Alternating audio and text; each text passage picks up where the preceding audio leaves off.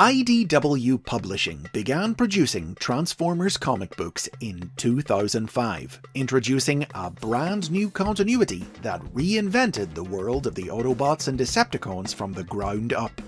But after 6 years, the company massively changed the landscape of this new universe with one question: what happens to the Transformers after their war ends?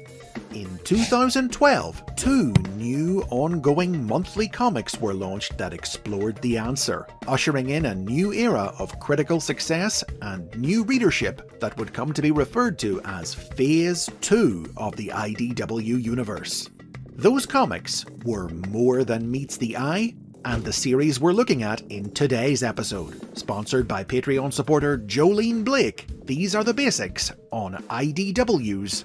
Robots in Disguise. Launched in January 2012, The Transformers Robots in Disguise was written by John Barber, who had recently made a name for himself on IDW's tie-in comics for the live-action movie Dark of the Moon. Art for the series was provided by Andrew Griffith, with colours by Josh Perez, and featured character designs adapted from the recent War for Cybertron video game. As the series began, the Transformers War had finally ended, and the Autobots and Decepticons now coexisted in an uneasy peace with the rest of Cybertron's unaffiliated civilian population. Megatron had disappeared, and Optimus Prime, knowing that the people considered him just as responsible for the war, had stepped down as Autobot leader, leaving Bumblebee with the job of trying to establish a new government on the planet. In addition to B, major characters in this opening story arc included civilian representative Metalhawk, Starscream, seeking to acquire a position of power in the new government, Wheeljack and Ironhide, each dedicated to making the peace work in their own way, and the scheming Prowl, who didn't share his comrade's optimism and took more cloak and dagger means of preserving the peace with the help of his secret ally, RC. Unfortunately, a group of dissident Decepticons were able to place Prowl under mind control and fused him with the Constructicons to create a new, more powerful version of the Combiner, Devastator, to serve as the ultimate weapon in the returned Megatron's new plan to take over the planet. The Autobots were able to rescue Prowl and defeat Megatron, but Starscream was able to exploit the disaster to get the people to elect him the new leader of Cybertron. A subplot that ran throughout this first arc followed Optimus Prime as he travelled the galaxy, discovering evidence that Decepticon scientist Shockwave had a plan of his own in motion. This led into 2013's Dark Cybertron, a crossover with More Than Meets the Eye, produced as a tie-in to be packaged with figures in the Transformers Generations toy line. The story brought the comic's second year to a close as the heroes of both titles reunited to stop Shockwave from collapsing the universe into a black hole.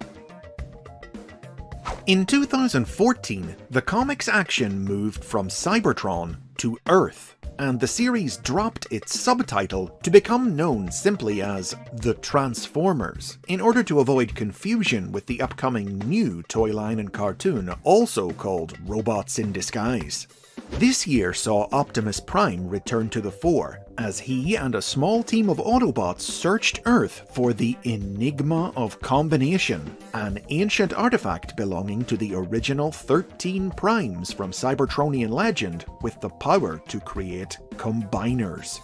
Also searching for the Enigma were a team of Decepticons led by Galvatron, who had duped Earth's anti-alien task force, the Earth Defense Command, into allying with them against the Autobots. Starscream's rule of Cybertron, meanwhile, was explored in the new series Windblade, but the two plotlines would collide again in a second toyline tie-in crossover event, 2015's Combiner Wars, in which the power of the Enigma was unleashed when the increasingly unstable Prowl tried to stop Starscream from re-establishing contact with long-lost Cybertronian colonies on other planets. prowl failed, but the inhabitants of these colonies turned out to worship primes as divine beings. So, to keep Starscream's ambitions in check, Optimus reluctantly leveraged the colonists' belief in him to influence their decisions, in order to build a better, united future for all the planets together. But Prime would wind up taking this new authority to a drastic extreme in the climactic 2016 story arc All Hail Optimus, when Galvatron launched an invasion of Earth, and Optimus took it upon himself to annex the planet into the Cybertronian Empire for its own protection.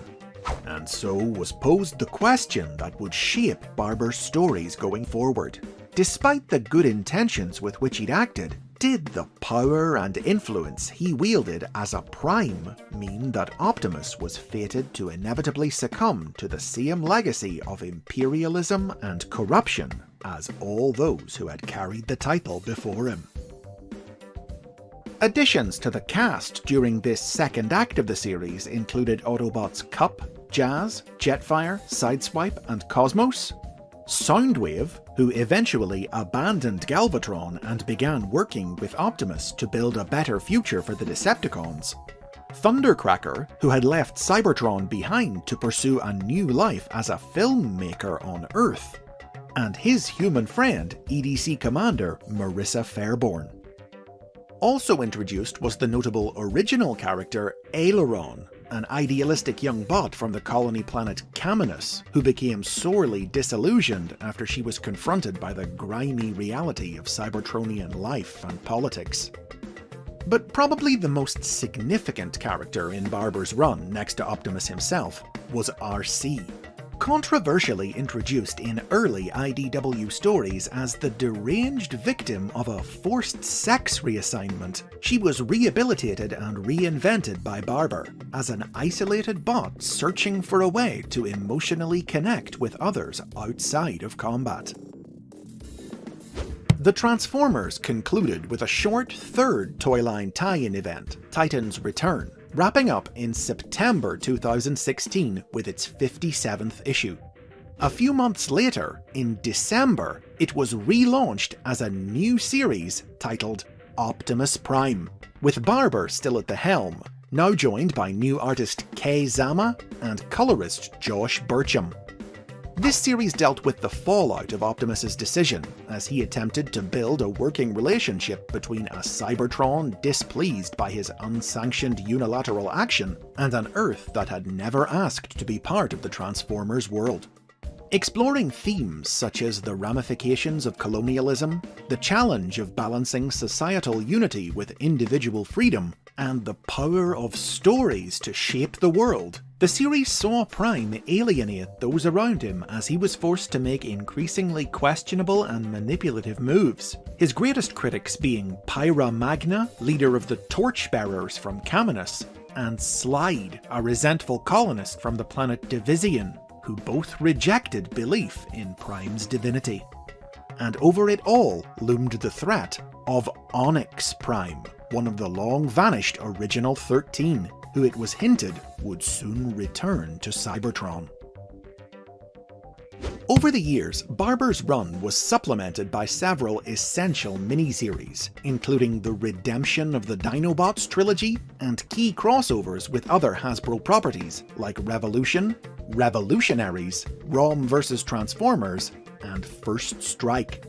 Seeds laid across all these different stories came together for the final act of Optimus Prime in 2018, when it transpired that the return of Onyx Prime was a hoax perpetrated by Shockwave as part of a new plan to awaken the monster planet Unicron, a doomsday weapon created by an alien race the original Primes had wiped out in their crusade to colonize other worlds.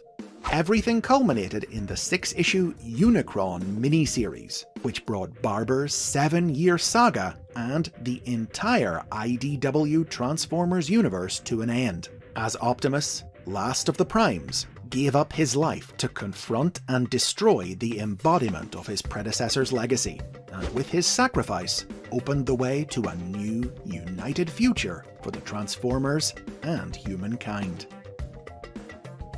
Though somewhat eclipsed by the mainstream critical praise more than meets the eye received, John Barber's run was just as essential to the identity of Phase 2. In many ways, it was the main Transformers comic, its story defining the shape and direction of the IDW universe over 7 years.